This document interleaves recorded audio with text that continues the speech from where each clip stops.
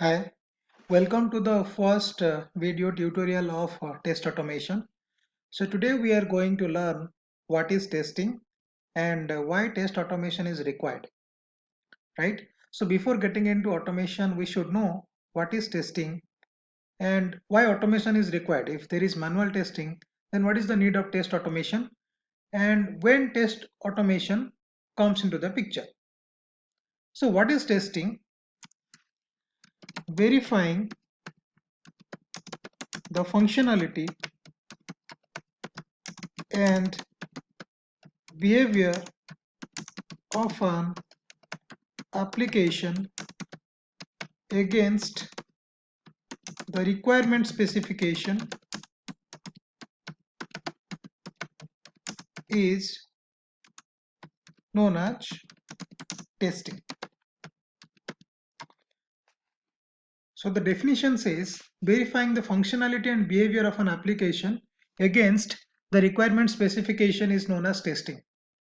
So like when a particular product comes to us for testing, we cannot test that product on our own, right? So we should have specific requirements, and against those requirements we have to test that particular software application or software product. Now what is requirement? For example, if you are going to purchase a car to a particular showroom, so you should have specific requirements on your mind, right? For example, what should be the color of the car, the seats should be comfortable, it should have automatic transmission type, it should have fog lights, it should have airbags for safety purpose, right? So all these are your requirements, and based on your requirements the manager of the showroom will show you the car. Okay, and after that it is up to you. If it meets all your expectations, if it meets all your requirements, then you can go and purchase that particular car, right? So when it comes to testing also, requirements are needed, and against those requirements we have to test our test product or software test application. Okay, so if we say from the test automation point of view, what will be the definition of testing? So I can write or execution of a program with an intention of, with an intention of finding defects is known as testing, right? So we write automation script. So what is our intention? Like we execute the automation script to find defects. Okay, so execution of a program with an intention of finding defects is known as testing. So there should be one question, like if manual testing is there, then why test automation is required? Some people are having perception that automation testing can replace manual testing, but it is a myth. It is not true at all. Automation can only reduce your manual effort. Manual testing has to be there. Okay, so let's see when automation comes into the picture. So to describe that, let me show you one diagram. So if you see, like nowadays people are going for agile project, right? So where they are delivering the projects release wise or sprint wise. So for example, this is a particular project or software product we can say, and we have different releases R1, R2, R3, R4 and R5, right? So now like when it comes to R1, right? So what test phases we are following? So basically we are collecting requirements, right? So these are the phases of software testing life cycle. So we are collecting requirements. After collecting requirements we are writing test plan. Okay, so first we have to do the analysis.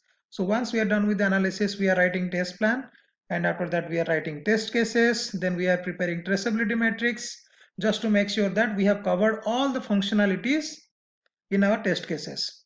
That means here we are making sure that for each requirement at least there is one test case is written. Then we are doing test execution. So once we do execution, obviously we will find defects, and that will come under defect tracking. And once the defects are getting fixed, we have to do retesting and regression testing. Okay, and we have to do the test closure. So now think that R1 is in already production. Okay, so R1 has gone to production, it has gone live, so it is in production and now it is stable. So when it comes to R2, right, so again we have to follow the same process, but when it comes to this, right, retesting plus regression testing. So what is regression testing? So whenever deployment happens for R2, so I also have to make sure that the R1 features are also working as expected. Okay, so the previously working features should not be hampered. So in that case, actually we have to perform regression testing. So we have to re-execute the test cases just to make sure that the existing features are working as expected. So the here question is, we have already executed the test cases of R1 manually. So why to again execute the same test cases manually? So if we have automation tool and we have ready-made automation script, so we can take help of that automation script to execute the test cases of R1, right?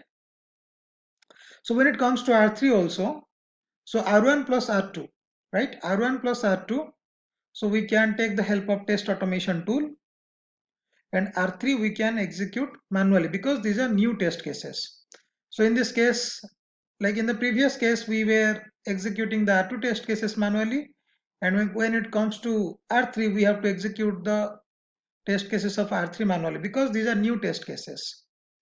So when it comes to R4, so R1 plus R2 plus R3, we have to take the help of test automation tool, and R4 test cases we can execute manually, and so on, right?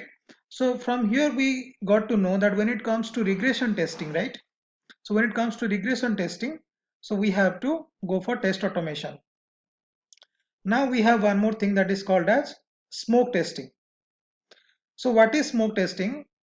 In some of the companies it is called as health check, shakedown, right? So whenever a new deployment happens, so we have to make sure that the basic and critical functionalities are working as expected or not.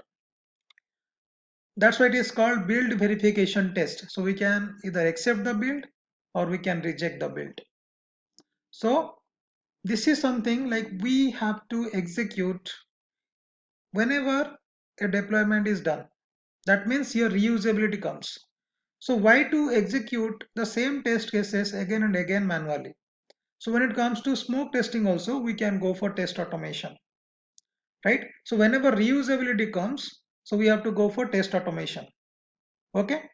So now we got to know what is testing and why test automation is required. So this can be a very good interview question, like where and how you are doing test automation, that we are going to see, but why test automation is required, so this can be explained in this way. Thank you for attending this video.